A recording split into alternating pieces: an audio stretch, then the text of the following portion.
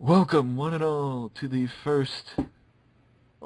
revamped Express Talk. This is I guess you could say, a new project I'm working on, to where every week I'll have a new guest joining me for the show. But for the first show, I have from Pro Wrestling Nation, Sam. What up? Thanks for being my first guest. No problem, man. Thanks for having me. No problem. So, I mean, unless you've lived under a rock for the last weekend, you probably are aware of the fact that this was a big weekend for wrestling as far as pay-per-views, especially for the WWE. So I guess the best way to kick this off would be to start talking a little bit about SummerSlam and Takeover Brooklyn. Yep, so definitely. You know, we have a new Ring of Honor champion. Just thought I'd throw that in there. I heard about that. What a reign by Jay Lethal, by the way. It was an incredible reign. Oh. But now Adam Cole holds the Ring of Honor World title. Adam Cole, baby! I believe he's only the third person to hold the title on 2 occasions. I believe so, too. The first two would be Austin Aries and Jay Briscoe. Yeah. I guess the greatest man that ever lived needs to go back to Ring of Honor to be the first person to hold it for 3 occasions. I think I like Austin Aries right where he is. Yeah, I do too. Hey, speaking of Austin Aries. Speaking of Austin Aries, so which pay-per-view did you prefer? Well, I preferred NXT Takeover because it was on the WWE Network for $9.99, and I didn't have to pay $59.99 to Comcast. I'm just saying. No, Takeover though. Takeover was heads and tails of the better show. Yeah, for those of you that are listening, you could probably tell by the fact that I couldn't say it without busting out laughing that there is no way, shape, or form that Takeover even compares. That SummerSlam even compares to Takeover. SummerSlam was decent. Yeah, Takeover was on a whole nother level, though. You could say that. No. I don't know about you, but I was very disappointed especially by Dean Ambrose and Dolph Ziggler's match. I kind of expected it. I wasn't too disappointed. Dean Ambrose hasn't been having the best match on the card, not since he stopped his feud with Seth. Like Brock Lesnar and Dean wasn't that great. Jericho and Dean was horrible. The last time Dean had a good feud was with Kevin Owens. That's true. I will say this: it was a good opener with Kevin and Chris against Enzo and Cass. Yeah. It really got the show off to a hot start, and even with the loss, being in the ring with Kevin Owens and Chris Jericho just automatically makes Enzo and Cass. Absolutely. So, since we're talking about SummerSlam, what was your highlight of the show? Probably the highlight of the show. I want to say, oh man, there wasn't too many highlights. When Roman Reigns' match turned into a brawl, and then Roman got escorted out of the building. Because I was angry. That they were going to put that match after the Universal title. Like, there's no way, shape, or form that whoever is except maybe if it's Hulk Hogan. If Hulk Hogan's the U.S. champion, or even John Cena, I could see it going on after the Universal title. But there's no way that match should go on after the Universal title, so I was really upset. But I saw why. It was kind of a buffer match between the two matches. But I really did enjoy the way they set it up with the brawl. And Roman just kind of was just like a hothead and just going crazy. Also, I was anticipating what they're going to do about Eva Marie because I love her gimmick. I love her character. To me, she's like the greatest heel of all time with this whole, Eva Marie could not be here tonight due to traffic. Thank you. Eva Marie apologizes. And for them to do her entrance like that without her there, that was brilliant. And then I was excited to see Nikki Bella come back. She deserves it. I completely agree, and I have to say, without a doubt, Nikki was... Well, I will say this. Before Raw, without a doubt, Nikki coming back was my highlight of the show. But then finding out that Finn Balor was injured that bad... Oh, that early in spoilers. the match, Spoiler alert. and then popped his shoulder back into place and finished the match. You know, when I saw Seth Rollins pick him up and run over and throw him into the barricade, while Finn Balor was in the air, I'm just saying to myself, this isn't good. Like, you don't throw somebody against the wall like that. And then, did you see the picture? There's a picture of Finn almost about to hit the, he's right about to hit the wall, and he just turned a little bit, and one of his arms is extended back towards the wall, and that's what tore his shoulder up, because he didn't hit it straight on. Oh, so it was Finn's fault then. Well, was it Finn's fault? Did Finn turn, or did Seth throw him crooked? Well, Seth should stop doing the move. Yeah, he should stop doing the move. Like, I fought for the Styles Clash to not be banned. I really don't think the Styles Clash is a dangerous move, but that buckle bomb, it's amazing. It looks amazing. Like, I remember in WWF No Mercy on Nintendo 64, the buckle bomb was my favorite move because it looks so amazing, but in reality, that's going to kill somebody. Well, I will say this. Do it in the ring. Yeah, but look what happened to Sting. Well, Sting's also 55, and he shouldn't have taken half the stuff that he did in the match. Yeah, but he's Sting. But Seth's powerbomb into the guardrail should be banned. Apparently, somebody said, I didn't see this, but somebody said that at one point in the past year or two, he's done it to Dean on the outside against the barricade. He did it at Money in the Bank last year against Dean. The lumberjack match? No, when they fought at Money in the Bank. Oh, when they had the title, like the ladder match? Yeah. Mm-hmm. Oh. But that move should be banned. Big E's spear off the apron should be banned. Oh, man, yeah. And that like alley-oop thing that Enzo and Cass do, where Cass drops Enzo over the top, should be banned. You know, I don't like Gable and Jordan's finisher. Why is that? I'm not saying it's dangerous, I just don't like it. It's the one where he picks him up for a backdrop, and then he gets him like in a... It's like a super backdrop? I don't know, it's weird. Yeah. I just don't like it. Oh, well, I'll say this. Rollins' move should be banned. But Big E and Enzo's thing shouldn't happen every time they're in the ring. It shouldn't be just a traditional spot it's that not special if they do. Even the little thing where Dean does that clothesline where he springs off the middle rope and he comes back, that's not special anymore either. Yeah. And plus, at least when Nigel Mcguinness did it, he did it by himself. He didn't need to be pushed into the ropes. Oh, he stole that from Nigel? Yeah, Nigel used to do the rebound lariat.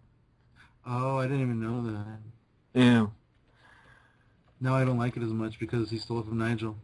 It's like, hey, you can't wrestle anymore. I'm going to steal all your moves. I didn't know a lot about Nigel Mcguinness, to tell you the truth. I never saw a Nigel Mcguinness match, I don't think. I just know who he is, and I know that he's, like, amazing, and I know that he was almost very close to being in the WWE, but then he went to TNA at the last second, and then he ended up having to end his career. He ended his career in TNA for the reason why WWE wasn't interested. Oh, is that medical thing? I mean, It was the same reason why WWE didn't take him? I didn't know that either. Yep. Smart by WWE.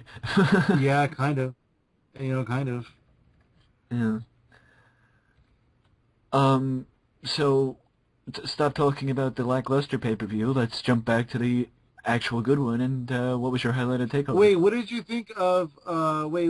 What did you think of Balor versus Rollins besides the injury spot? I mean, I thought it was good. Do you think they had chemistry? I did. Yeah, I did. I think they had solid chemistry. Yeah. It was a good match. Yeah. I feel like maybe Balor was a little bit nervous, and that might be why he got his shoulder injured. You know, it may have been his True. fault. He may have turned. Um, True. I don't know. I didn't feel like it clicked like Seth and Dean clicked, but Seth and Dean go back like 4 or 5 years at this point. Um, Yeah. but I just feel like they didn't click well. So we'll see. In 6 months when Balor comes back, I guess.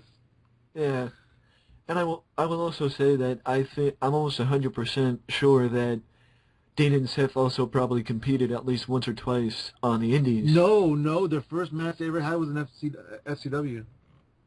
Well, if that's the case, then they were wrestling 15, 20-minute Broadways in FCW or half-hour Broadways in FCW. So Yeah, no, they had a lot of stuff in FCW. They had a lot of time to yeah, get you chemistry. gotta get you get to know somebody when you wrestle more than once, like 20 minutes every match. Yeah. So, but I don't think Seth. I'm almost 100% Dean. I'm almost 100% sure Dean never fought Balor on the Indies, but I don't think Seth has either. I think that was their first meeting. I think so too. It's so crazy, man. We're having all these firsts. I was listening to an interview with Nakamura. Nakamura said WrestleMania weekend was the first time he ever had a match against Sami Zayn. He knew him, but he never wrestled him. And then Takeover that we're about to talk about was the first time that Nakamura ever fought Samoa Joe. It's so crazy. Bobby Roode versus Cien Almas. A Triple A guy versus a CMLL guy versus a TNA guy. That's another first time. Like, we're having these dream matches. Just, it's crazy. Well, I will say this, that if CN was in Triple A, then that actually might have been a possible No, match no, he considering was TNA. CMLL. Yeah, but if he was on the opposite side, like because TNA Oh, has if he their would have been, relationship with right, yeah. Triple A, it was impossible for CMLL. hmm So, speaking of Takeover, did you think it was glorious? Oh, man, it was glorious. Glorious is an understatement. Takeover. So, well, I have a friend who doesn't watch wrestling, but I talked him into watching NXT Takeover. And I told him, I said, you know what, going into this show, the main event's going to be off the hook. That's the only thing I told Hmm. him. I said, you got to watch the show just for the main event. The main event's going to be off the hook. And then Saturday night, I watched every single match except the main event. I did not watch the main event Saturday night. And then I said, my friend, I haven't even watched the main event yet, and that show was amazing. And I know the main event's going to be amazing. So I had low expectations for the show, and it really blew me away. Yeah, yeah. Um, so first of all, not to, this. I'm not gonna say this to take a shot at TNA, even though it seems like Oh, anytime we record, we take shots at TNA. hey, speak for yourself. I say allegedly. But Allegedly, TNA sucks. it should. The fact of the matter is, that night, Saturday night, was the most people that Bobby Roode and Austin Aries have ever competed in front of. Oh, yeah, yeah, easily. And Samoa Joe probably, too. Well, no, so Joe was there last year Oh, yeah, you're right, he was. for Takeover Brooklyn, and he was also in Dallas too. Yeah, but Dallas was a small building. But that means I'm not in no way, shape, or form taking a shot at TNA or Ring of Honor. But that was the No, most I was people that thinking I Austin was thinking Aries the same thing, too. I was like, this is the most and people Bobby Bobby Roode. Roode's ever been in front of. Ever. But I will say this: I don't think it was that could be said. That is the same that could be said for CN Andrade, because CMLL and Triple A are no slouches as far as drawing up crowds in Mexico. Then you could say that's the biggest American crowd he's ever been in front of. It was probably one of the, yeah, definitely. That's crazy. I wonder how big a house CMLL draws. I mean, I've heard things like Triple A draws close to 40,000 on weekend. Like they make a killing on weekends. Like they'll draw at minimum 40,000 people. it's nowhere near Japanese crowds, but like I don't Okay, know. here is CMLL 81st anniversary show from September of 2014. 17,000. Well, Triple A is also the one that had Del Rio and Mysterio No, and no, this is CMLL because that's where what's his face wrestled. yeah. So he's been in front of bigger crowds. Yeah, it's about the same size as what he's used to. Yeah. But you're right though. For like Nakamura sold out the Tokyo Dome. You know. Yeah, exactly. And that's what I said on SummerSlam when JBL made a comment that the crowd in Brooklyn has nothing on the crowd in Corkin Hall or the Tokyo Dome for AJ Styles. Yeah, no, that's true. So I asked about SummerSlam. What was your highlight of Takeover? Oh, my highlight of Takeover. You know, I'm gonna kick myself for saying this, but one of my favorite matches was Austin Aries versus No Way Jose. I'm gonna even go on the record and say that I think Austin Aries had a better match with No Way Jose than he did with Shinsuke Nakamura. I feel like you can say the same thing about AJ Styles on the microphone, but I feel like Austin Aries didn't really feel comfortable. He didn't really have his groove until he turned heel, and once he turned Yeah. heel, like him and Jose had an amazing match. I hate No Way Jose's character. I think it's stupid. I think the name is stupid, but that match surprised the hell out of me. You know what Hmm. though? As far as my favorite part of the show, I say the entrances. They did some amazing entrances from Bobby Roode to Nakamura. Like their entrances were off Yeah. the hook. I can absolutely agree with that.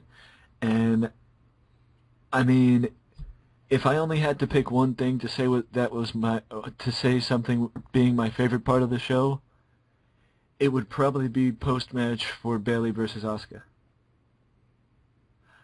I mean, I know I can only say that because I was live, but just being there and You seeing were Bayley's alive. last appearance, But you were it, there? I was. Oh, I didn't even know you were there. Yep. I was like, we Yep. were all alive when we saw it. What are you talking about? That's crazy. Uh, So how much like what was the energy like in the building just for that moment? you could feel it. I mean, I had goosebumps. I had goosebumps, and I can basically guarantee I wasn't the only one. No, you're probably not the only one. Um, what was it like during Nakamura's entrance live? You could barely hear his entrance because everybody was singing. Yeah, that's awesome. As far as a not live from a not live perspective, what would I say was the highlight? I could probably agree with you that the entrances were probably my highlight too. Yeah. Just Bobby Roode's and Nakamura's, because that's enough. I think there was more too, right? But I can't think of anything right now. Yeah, I think there was but like another really cool entrance too, but I can't think of it. I could be wrong though. and I will say this, that Ember Rose definitely lived up to whatever hype she had. Oh, she is a badass. I can't wait to see more of her. She is Yeah, amazing. absolutely. I've She been looks following her on the creepy. indies for years, and I never even like knew how great she was until I saw her like wrestle at Takeover. She looks creepy. Her character is awesome. I don't like her being creepy, but whatever. Well, I think she'll evolve a little bit. Yeah, but it's definitely I'm definitely happy to see, 'cause that's definitely like, because with WWE you don't normally see vignettes for women. But in NXT, you see vignettes for women, you see vignettes for men. It doesn't matter, it doesn't matter. It's a breath of fresh air. Yeah, it definitely is. Yeah. What about this Sanity? Who do you think that's gonna be? I have three people in mind. That Sanity promo. I mean, I think it could be a faction. Like, it could be. It could be. Yeah. It could be the three people who I'm thinking as a faction even. Well, I'm not so much brushed up on who's waiting in the wings per se as far as the performance center goes of people that could come up. So, enlighten me. Okay, do you know who Biff Busick is? Yes, I do. Biff Busick was wrestling with, I believe, Evolve and maybe CZW, and they signed him, and he's a badass. He's really badass, and he's been wrestling under his real name for NXT house shows. So possibly it could be him, repackaged. Are you familiar with Tommy End? Yeah. Tommy End is from Progress Wrestling. He wrestles a little bit in PWG, a little bit in Evolve, a little bit here and there. Tommy End is really, really, really like amazing. He's a beast. Also, he has tattoos all over his body, including his legs. He looks like a crazy ass dude that you don't want to mess with. It could be him. And the third person I have in mind is: are you familiar with Crazy Mary Dobson? Yeah. The rumor is going around, and I even have on Facebook, I've seen a confirmation from Kevin Gill. So if Kevin Gill is saying it, it must be true. Crazy Mary Dobson inked a contract. Well, the only reason why I'm not sure if it would be her is because she just signed. She's right, but she's ready to go. True. But, it takes time. But you're to right. learn I mean, the yeah, it stuff. does take time. She does have to go through the beginner's class or whatever, probably. So it may not be her. But it could be the other two people that I mentioned. Mm-hmm. True. So now as we move forward, I mean, we just basically, nice segue into the next part of the show, and that is, any dirt sheet, any dirt sheet news or about, WWE, ROH, TNA, anything Hey, there's you a want, rumor that Crazy Mary Dobson got signed. And Kevin Gill confirmed it. Did you hear the story about Chris Jericho and Brock Lesnar? That's actually what I was going to bring up, too. Yeah, that was a good one. Yeah. Do you know the gist of it? Yeah. Okay, go ahead. So for anybody who doesn't know, following the main event of SummerSlam, and for those of you who don't know what happened at SummerSlam, go watch it. It's probably on the WWE Network or WWE's YouTube channel, or somebody on YouTube has it. We'll just Go watch say it. Brock Lesnar beat Randy Orton within an inch of his life.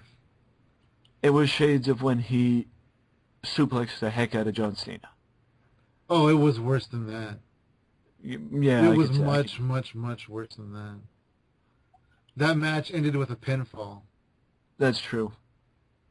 Well, the gist of what happened between Brock and Chris Jericho is, I would presume Jericho saw what was going on in the ring on the monitor, and he came over to Gorilla to ask Michael Hayes, who I would assume would be the agent for the match, if that was the planned finish, and Michael didn't answer. You know why Michael didn't answer? Apparently they were Michael filming for didn't like give a him an answer. documentary or something like that. So No, but apparently he didn't answer because they were filming something at the time in the gorilla position. And so Michael Hayes didn't want to bury the business on whatever camera they were filming. Well, Jericho took that the wrong way then, and took it as Brock went into business for himself. Jericho wasn't getting the answers. Yeah, Jericho wasn't getting the answers he wanted. Yeah, and then just as Brock walked through the curtain, Jericho said something, Brock mistook it, and let's just say things got less than physical. Am I allowed to cuss on here? Go ahead. So when Brock was walking through the curtain, Jericho was yelling bullshit, and Brock took that personal, and he made some comments to Jericho. Jericho got in his face, and Brock Lesnar kissed Chris Jericho on the forehead and said, "Kiss me back, pussy." And then Jericho got really upset, and Brock said, "Come on, hit me or kiss me." And they got pulled apart. And from what I heard or from what I read rather, in the back end of the report, Vince was obviously for Brock, and Jericho was getting pissed at Vince. But then Hunter stepped in and said, no, Brock started it. Jericho was defending himself. Oh, I didn't hear about that part. That's cool. So Jericho was getting pissed at Vince and Lesnar. But Randy even went to Jericho and told him that he knew that was going to happen and that was the planned finish. Wow. So things are less than friendly backstage with Brock Lesnar, apparently. And the reason why Jericho took it upon himself to kind of do this is because he's kind of the locker room statesman. He's the locker room elder, and by default, he's kind of the leader of the locker room. You know, yes, that's true. And, well, let's put it this way. Anybody who doesn't know Chris Jericho's past of locker room fights, he has a pretty good track record because, you know, he took down Goldberg, so, you know, yeah, Brock's a trained mixed martial artist, but it depends. I guess it depends on the day if Brock has enhancements. Jericho invented MMA. Jericho also invented backstage fights. Yes. And Jericho invented the show even. Jericho gave me the idea for the show. Jericho invented SummerSlam. Jericho invented the WWE. He did. We owe him the gratitude for that. What else is happening in the dirt sheets?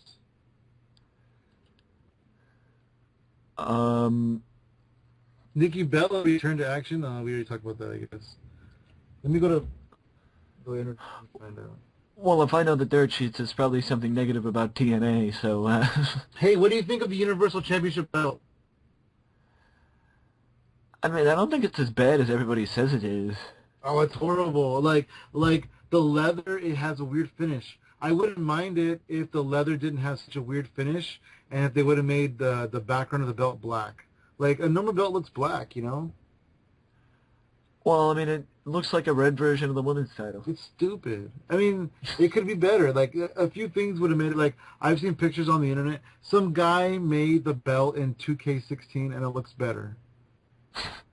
It's just because the leather has a weird finish to it. Yeah.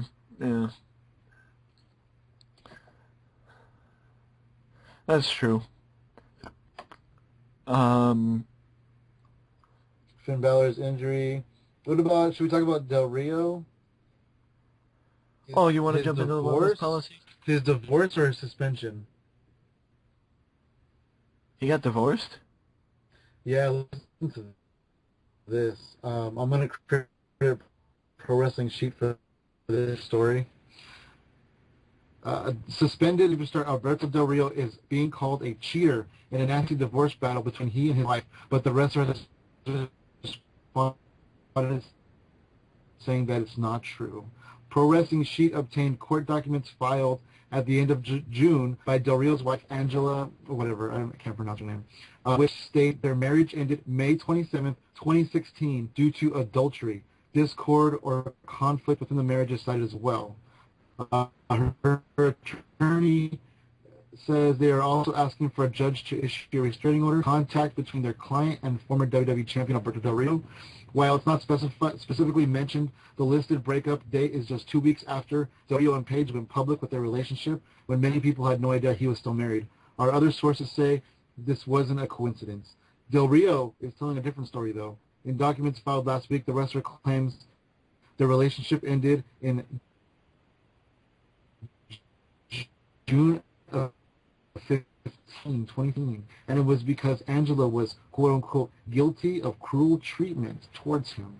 According to Del Rio's lawyers, the couple were married in Mexico, so he fought because they believed that the country should have jurisdiction. I also blah blah blah blah. Okay, that's about it. But yeah, so there we have it. Del Rio was married at the time of him and Page going the relationship.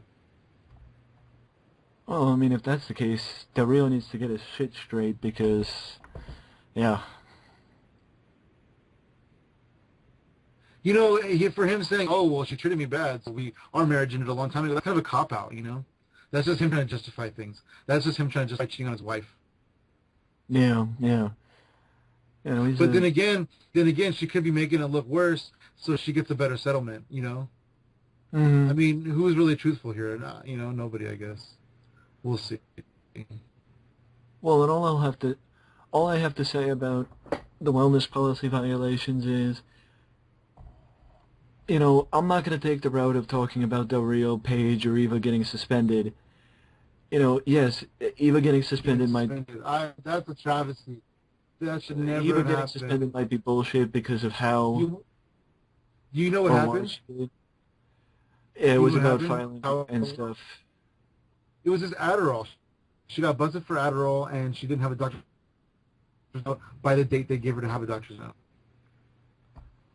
But the fact of the matter is, you know, and I'll get your thoughts on this.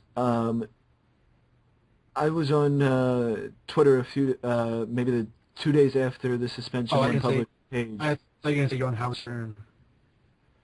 No. I don't know why I thought and that. and people were actually complaining and saying WWE went too far suspending him. The fact is, WWE has a wellness I don't know. policy to protect the talent. Do you think? Okay, let me tell you this. Do you think they went too far in suspending Paige? Because um, a couple years ago, like a long time ago at this point, Edge failed a wellness policy violation, and they didn't make a big deal out of it because it was the time when he had his neck broken, and he was going to be gone for more than 30 days anyways, so they just kind of swept under the rug. They just let him go off on his injury, and that was whatever. So Paige, she's injured. She's out. She's on the road right now. She's doing her own thing. So for them to like publicly suspend her in a time frame that she probably wouldn't be back anyways, do you think that was going too far?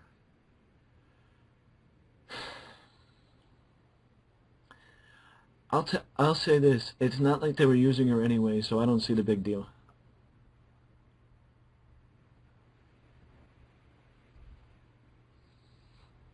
Yeah, that's true.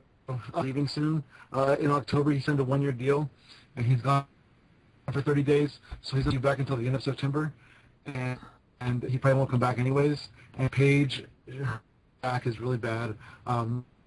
She was on the Stone Cold podcast. She said that she had scoliosis, which is really, really bad. That means her back is like in the shape of a question mark, and uh, it's just it, there's no longevity for her rest because of her back situation, and so she may just as well leave with Del Rio. Like she might pull an AJ Lee and just leave with Del Rio.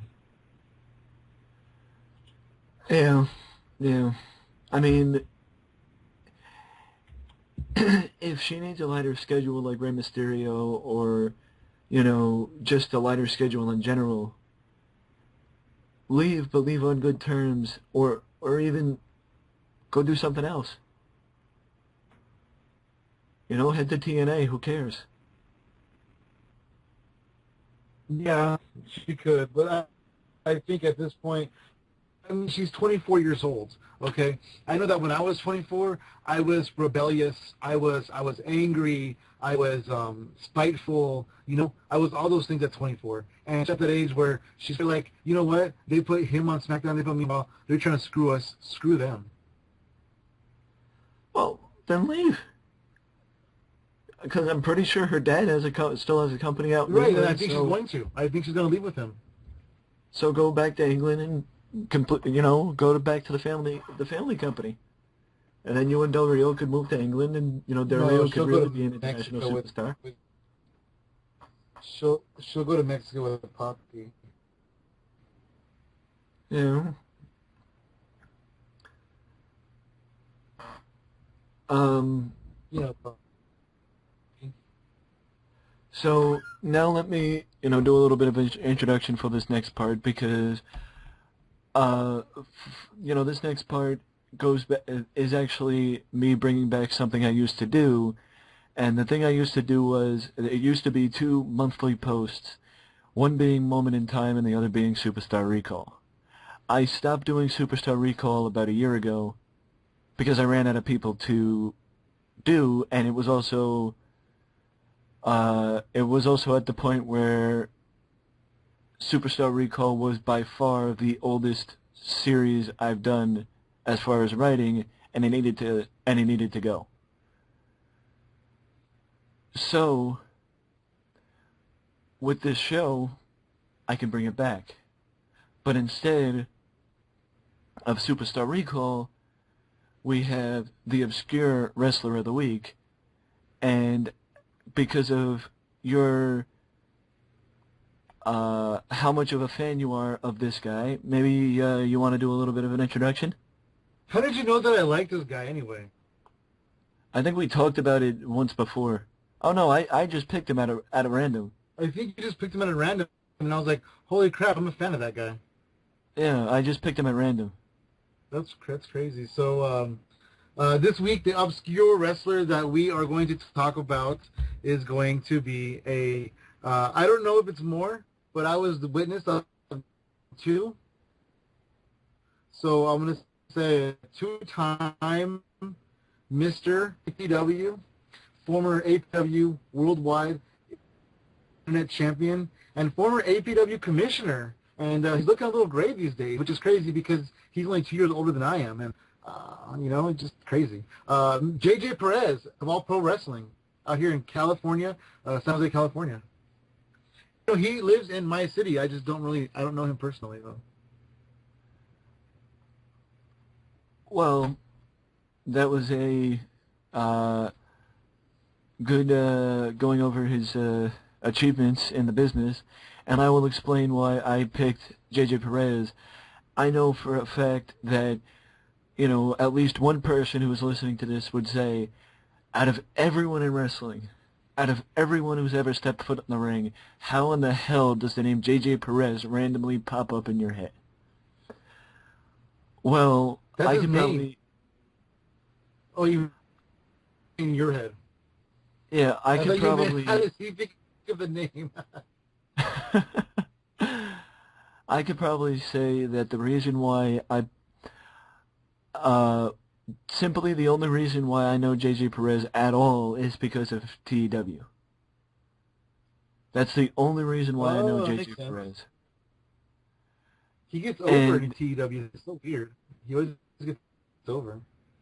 Yeah, and the reason why I know JJ Perez is because out of the 10 years I was with Heartland Wrestling Association in the 1999 season that 1998 rather, the 1998 season that I did, JJ Perez was one of my longest tenured employees because for whatever reason, in that season, with the original roster that I had, there were few people that I always tried to figure out how to get them over and how to get them to stay with the company, even if it meant changing their name. I think JJ had three runs with my company. 3 different runs. I released him twice. The third time he came back, he never left. But he was also not under the name JJ Perez. I think the first time when he came back, I called him the Son of the Dark Angel or something like that. And then, I think when he came back, his second next gimmick was the Swiss Superstar or something like that. Because I had him teaming with Cesaro, because him and Cesaro were best friends and actually an excellent team. Claudio Castagnoli?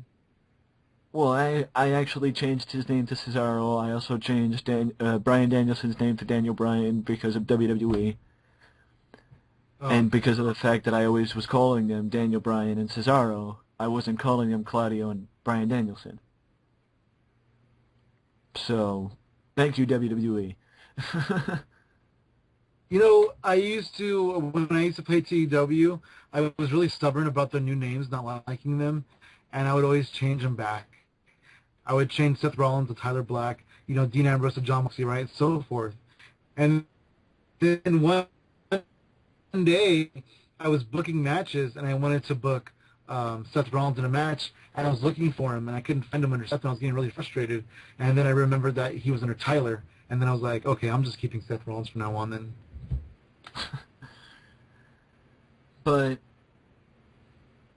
I mean, yeah, there was a time when I was that way too, but now it's just so, I'm just so conditioned to, I even had Rusev and Roman Reigns, and I had them under their names, Rusev and Roman Reigns. It wasn't, whatever other name Rusev would be under, or it wasn't, Joe. See, I'm still stubborn because I will change his name, and if I play a new game, which I'm going to do a draft game as soon as I buy the damn game. I haven't bought it yet. I'm going to change his name to Alexander Rusev because I don't like this one-word name stuff. Alexander Rusev it is, and Adrian Neville, and Antonio Cesaro.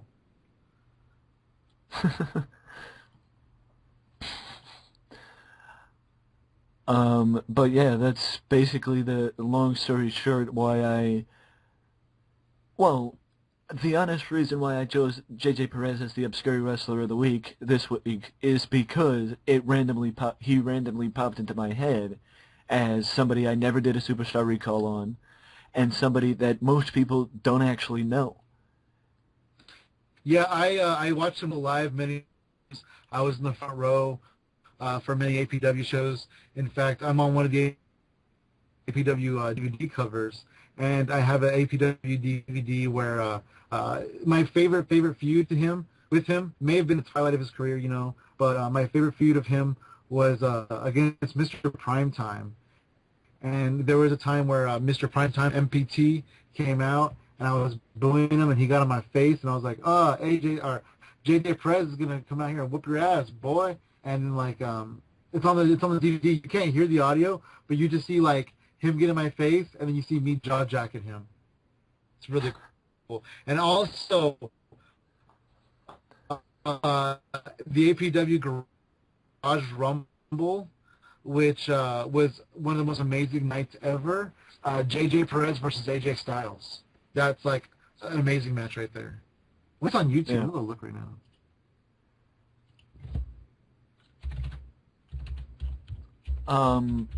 But I also want to say this to anybody who does not know APW, All Pro Wrestling. You could correct me, but I believe that was founded by Roland Alexander in the early 1990s. But, Roland gave a lot of people their first chance. And a shout out to him, because unfortunately Roland is not with us anymore. Yeah. I believe he passed away a few years ago at this point, so a shout out to him. 2 years ago or so. APW.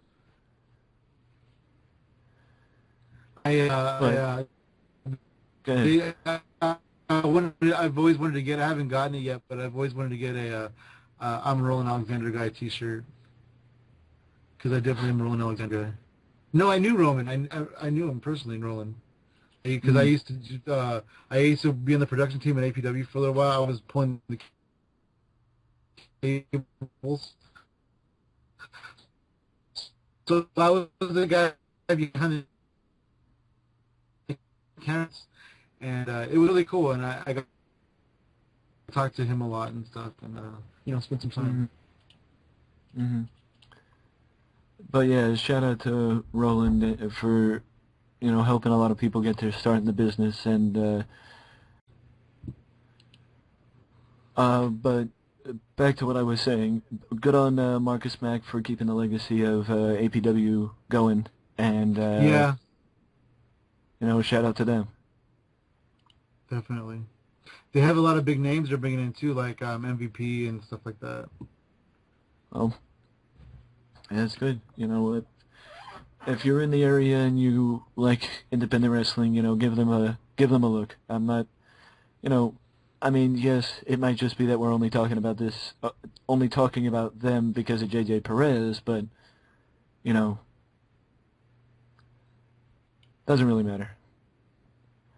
APW is freaking awesome. How about that? It's fun. Yeah. So now on to the next part. Tell me it's here.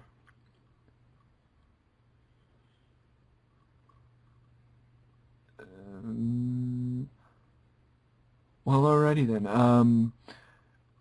As if for those who have actually seen any other videos I do, on a weekly basis I cover the Indie Power Rankings from my friends over at indiepowerrankings.wordpress.com, and I was going to move that series into this series where I would just, me and the guests would talk about the Indie Power Rankings for this week, but unfortunately this week's top 10 for the Indie Power Rankings has yet to be determined, so that will remain its own video series for right now. Ooh. But either way, we still have other things we can talk about, and that is the WWE. With the fact that the WWE draft is now far in the rear view, and also the fact that next month is the first month with 2 pay-per-views, do you think that 2 pay-per-views are going to be overkill? Oh, you know what? We have 2 in September. No, not necessarily. I mean, we used to have 2 with WCW. And if they keep these pay-per-views separately, maybe it'll be good. We'll see, I guess. Yeah, I can agree. And speaking of the pay-per-views, with the draft and how the rosters are situated, can you think of a feud from either SmackDown or Raw with the talent that's there? Who would you like to see feud with each other? Actually, I was hoping that the next feud, and we've seen Raw yet, but we haven't seen SmackDown, so I'm hoping that going into Backlash on September 11th, we get Dean Ambrose putting the belt on the line versus the phenomenal AJ Styles. I agree completely, and I would also say this, that unless they have deep plans for either Jericho or Kevin Owens, then Jericho and Kevin Owens' feud with Enzo and Cass should keep going at least until Clash of Champions, because if they have no intention of giving either one of them the title match at Clash of Champions, which we won't know for sure until next Monday. Oh, it'll probably be the Club. But Enzo and Cass should have another match with Jericho and Owens, because right now it seems like the Club are going with the New Day still, but that's just me. No, yeah, the Club should be going with the New Day still, and Jericho and Owens should still be going for Enzo and Cass. Yeah. But as far as a feud that I'd like to see, I agree with you completely. Dean and AJ should be the next feud for the WWE title. Yeah, that'd be awesome. And now the last post-draft question: Who do you think should come back next, or who would you like to see come back to WWE next? Looking at the likes of Jinder Mahal and Rhino and all the rumors that we've heard of Crime Time and Carlito and Melina and all of them coming back, who would you like to see come back to WWE? Rob Van Dam. I mean, he's getting kind of up there in age, but I would really like to see Rob Van Dam come back. I gotta say, I wasn't expecting Rob Van Dam. Oh man, I love RVD, man. There's no way I wouldn't want RVD to come back. He's awesome. But also realistically, maybe like Carlito. I think the Shining Stars could use Carlito. I completely agree. And I'm not just saying that because Carlito was one of the first people I brought back when I did the WWE 2015 Let's Play.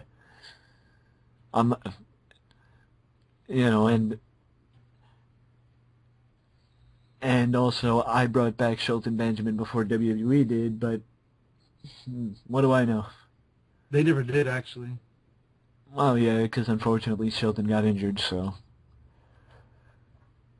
But if I had to pick, I would say uh, either Shelton or John Morrison. Yeah, yeah. I think John Morrison's doing his own thing, and I think he's happy. But we'll see. Yeah, but I would also like to say that yes, Shelton was signed, or at least rumored to be signed. But I hope No, that he even was after, signed. He just ended up with an injury. well, I hope even after his injury, once he's recovered from his injury, I hope he still makes his way to the WWE. I hope so too. Because they could definitely use him, especially next year for Money in the Bank, or even just for somebody to face The Miz for the Intercontinental title. Yeah, yeah. Now he can So, lay in the hospital in the shoulder wing next to Finn Balor, and they get healed together. exactly. So now this is the point of the show where the guest gets to choose what we talk about. Oh man, I'm not even prepared for that. We already talked about APW. What else is there? Let's see. Um, let's talk about Holy Foley. Did you watch it? I did see a little bit of I did see that, I believe. Oh no, that was the sneak peek. That was WWE put up a sneak peek to it. The sneak peek No, is kind of the same as the first episode. I did not see the first episode, but this is your, you can put over what you want. This is your segment. It's really cool to see Mick Foley and his family in this thing, but I feel like it's so phony. Like a lot of the things that happen just seem so scripted. There's a lot of times that I feel like they're reading from a script. There's fun parts and everything, but it just feels so bad. I've only seen the first episode, honestly. You know, a show I do like is the Edge of Christian show that totally reeks of awesomeness. Have you seen that? I have. That's like the most amazing show of all time. Yeah, well, they they may not be able to step in the ring, but they still have not lost their charisma. They did a couple years ago. They did like a SmackDown Best of show, Hmm. and it was the dumbest thing ever. And I couldn't watch it for more than like 10 minutes. And so I had really low expectations for the Edge of Christian show that totally reeks of awesomeness. But it's amazing. It's freaking amazing. Yeah, I agree. Um, what was that? What was I gonna? What was I gonna say? Something. Something building off what you just said. WWE Network, Holy Foley, Edge and Christian show that totally reeks of awesomeness. That I had low expectations for them. Oh no, I don't remember. Oh Um, well. man, I don't remember. I guess it wasn't Well, that important. That's what my mom would have said. yeah, that's true. Well, I did remember something that we may have mentioned earlier in the show. Joey Styles got released. Yeah, I think he wanted to get released, honestly. Yeah, I completely agree. And I will say this, if we're putting over independent wrestling, for those of you who only know Evolve because of WWE, I know there's a stable fan base, so stay tuned for Evolve 66 DVD, or at least some form of video evidence of the event, because Joey Styles joined Lenny Leonard for the main event, Zack Sabre Jr. versus Cody Rhodes. Oh, he did? Joey Styles was on commentary with Lenny Leonard for that match. I did not know that. That's really awesome.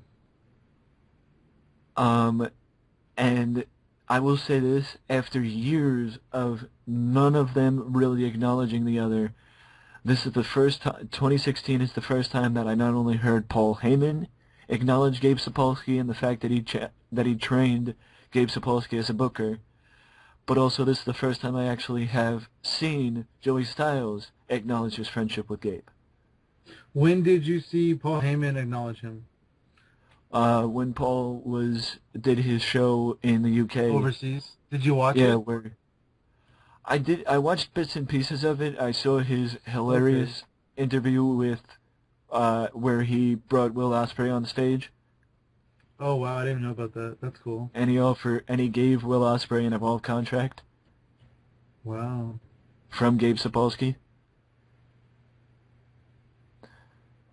So yeah, if any of you haven't seen Paul's UK show, go watch it. It should still be on YouTube. I don't think anybody would flag it and get it kicked off.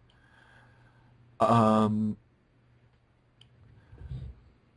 or you could also find the Will Ospreay part of the interview, or Will Ospreay part of the one-man show on my site because I did a post on it. I would advise just looking for it on YouTube, not on the site, because I did it a few months ago, I think. I don't really remember when I did it, so you might have to look through a couple things, but, you know, either way. Um,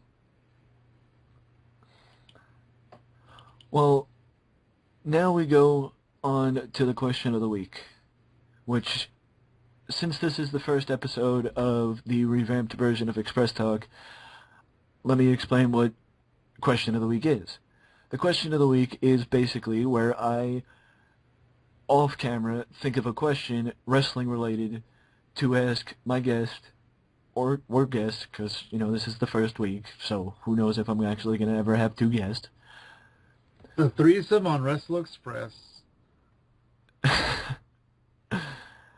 But the question of the week this week is, I've seen it happen a lot recently, especially recently, but there are a boatload of fans who keep saying, and yes, I know I made a crack about it last night, that if they booked it, they would have booked better, and that they should be doing this, or, there are fans, because I even heard about it on, Facebook. I saw somebody talk about it, where fans would actually walk up to wrestlers and tell them what they should have done in the match, even though they've never stepped foot in the ring. As a fan, or as, somebody who may have a little bit more to do with the business because of your podcast, what do you say to fans who think that they have actual influence over what happens or could actually book a show? I don't know, man. A lot of fans think they know everything there is to know. I don't know how to put together a match. I don't know how to do a match. I'm not going to tell somebody what you should do unless I'm in some sort of position and they ask me for it, Mm-hmm. I could tell people how to do comedy a little bit, not really even though, and cause that's what I do and that's what I know. But as far as like fans until I just think they're stupid and they just think they know everything. They think they know it all, and they just need to like. We're at a point in our world, in the wrestling world, where fans aren't really fans anymore. Everybody thinks they're like a critic and an expert on the business, and they're really not. They're just marks. I couldn't agree more. And by the way, I didn't want to misquote him. The person that said it, and I actually said it on Twitter, it was Rip Rogers. Rip Rogers said, to a point, basically, fans need to be fans and stop actually trying to be more than that. Yeah, I agree with that. And to not sound like a hypocrite, I said during Raw last night, I feel like I could do this better. Oh wait, I can, hashtag Let's Play. Or something to that effect. I basically did a cheap plug for the Let's Play for my WWE Let's Play, because Nice. I'm watching WWE and I'm booking, But do I think I could do it better? I don't know how on a weekly basis the WWE creative team actually sits down and books 3 hours of Raw, 2 hours of SmackDown every single week, because I can barely do it in one sitting for Raw. Yeah, but also there's a lot of factors you're not considering too that they would have to consider, like paychecks and like who's available, who's doing appearances, who's doing autograph signings, who has to be where, who's injured, who's doing this. There's a lot of things. How much a building costs, selling tickets, making flyers, making like there's like you playing TEW is still not even like 1% of what they do to put on a real show. I couldn't agree more, and I will say this to anybody who thinks that they're an actual booker. And I was going to make an actual video about this, and the title of the video was "Shut Up and Be a Fan." But the fact of the matter is, if you think you booking TEW makes you a real fan, a real booker, you're not even close to being a real booker. And I'm not saying that because I'm speaking from experience or thinking that I am actually a real booker. I'm not a booker. I don't do it to think I'm a booker. I do it because it's fun. And I know you can attest to that too. Oh yeah, it is fun. You know, and I know basically every video we do, or a lot of them, we praise the folks over at Great Oak Software. But this, much like any other video I do, is not sponsored in any way, shape, or form by Great Oak Software. Not that I would be against it, but Adam Ryland hit us up. Whoop whoop. But with how good, especially TEW 16 is, not to say TEW 13 was bad, but with how good TEW 16 is. Did you know Adam Ryland doesn't speak? He has an issue with his voice. Yeah, I think I remember you telling me that. Yeah. I tried to do an interview with him and he couldn't do it. I've read interviews with him online that he's done online, typing and stuff. But yeah, apparently there's something going on there. I'm not sure what's going on, but I think that what he's doing here is like, it's amazing. You know, this whole game that he started. I mean, just going back to the EWR days, it's amazing. Well, I will say this. Let's think of it constructively, and fact is, instead of criticizing, I'll say this. Thank you to Alan Ryland, and thank you to Alan Ryland, and thank you to Great Oak Software for giving people who want to book, but can't, the platform to book. Yeah. And, not to speak for the other people who do what I do as with Let's Plays on YouTube, but I'm sure everyone else who does Let's Plays would echo the same sentiment of thanking Adam Ryland and Great Oak Software. I think Vincent Kennedy McMahon. Because without him, Adam Ryland wouldn't have been inspired to make this game. And without Chris Jericho, Adam Ryland wouldn't have had a game to create because Chris Jericho invented Great Oak Software. And he invented the internet. Yes, and he invented the internet.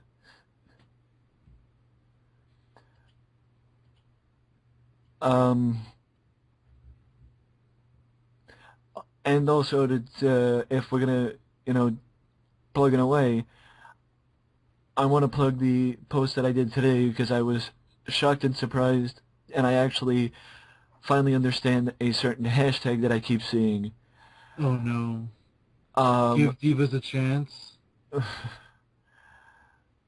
One of the posts I did today was highlighting a 20-minute video that is actually documenting the training of CM Punk for his debut in the Octagon come September at UFC 203. So if you have documentary yet? If you have some free time, check that out and show some support for a guy who gave everything to the wrestling business. Have you seen it? I have. I saw the first episode or first part. How is it?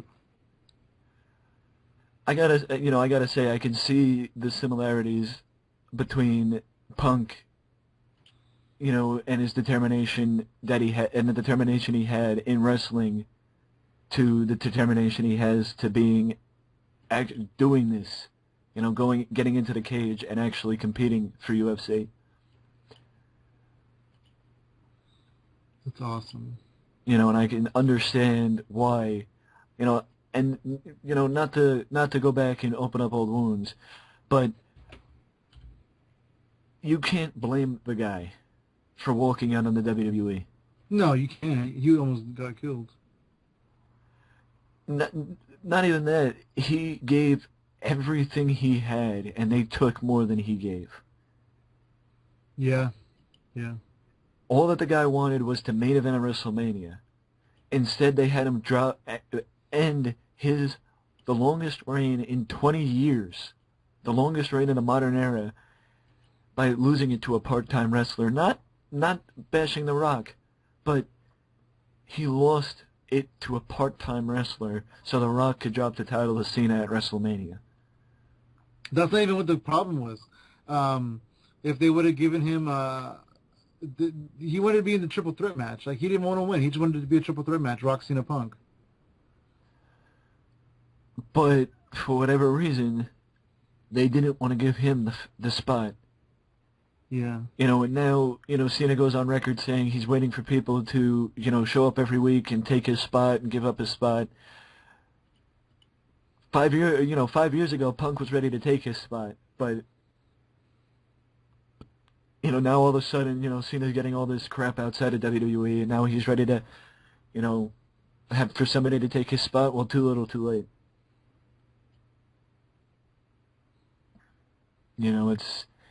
It's disappointing, but it's like I said to end the post. I didn't watching it. I didn't see CM Punk. I didn't see Phil Brooks. I didn't see CM Punk the wrestler or Phil Brooks. I saw a guy determined to do what he wants to do. That's awesome. And the UFC guys can pick on wrestling fans or pick on wrestling, or hell, Punk can pick on wrestling all he wants, but I mean, I don't blame him for saying what he said about wrestling, because the WWE did that. You can ask anybody from Ace Steel to Colt Cabana. There was time. I guarantee it that there was a time when Punk would never say a damn thing bad about wrestling. But you go through what he went through, and you try and not, you try and only say good things about the thing that did this to you. Yep. And I guess it could have been just shutting people up and getting people off the idea of CM Punk actually coming back. I would like to see him come back, but I don't think he ever will. I completely agree with you, and I think he would get the. I think that is the only way, especially if Punk wins in the cage in September. I think that's the only way that WWE would even come close to the ratings they used to get in the Attitude Era. I don't think they will break the ratings they got in the Attitude Era, but I think that's the only way they will get close to it, especially if he wins in September. Mm-hmm.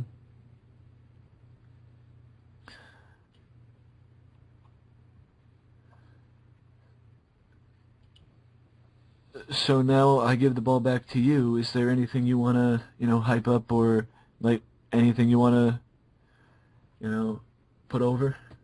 I did a really good interview. Speaking of indies and the power rankings, I used to actually be part of that, but it was too busy. I got too busy, and I wasn't able to really keep up on it much. So I don't know where Kevin Cross falls into the indie power rankings or anything, but he is the FSW heavyweight champion. He's undefeated, and he has a steel cage match for the FSW heavyweight championship against Matt Hardy on August the 28th, and he's my guest on my podcast this week, and it was really good. It was really fun. So check out Kevin Cross on Pro Wrestling Nation. And put over social media. PWN Podcast on Twitter, at PWN Podcast, on Facebook, facebook.com/PWN Podcast, and my personal account is at Funky Sam Medina. And then if you're in the Bay Area, my area, we talked about APW before, if you're in the Bay Area on August 31st, Wednesday, I will be at the San Jose Improv, bring a can of food for free admission. There is a 2-item minimum, and it is 18 and up, but come on down, San Jose Improv, August 31st. Sounds great. And for anyone who is watching, I just want to say this before we close shop for the first show. I will maybe try and integrate some more independent aspects, like independent wrestling aspects, for the show in episode 2. But as far as episode 1 goes, as far as this episode, if you are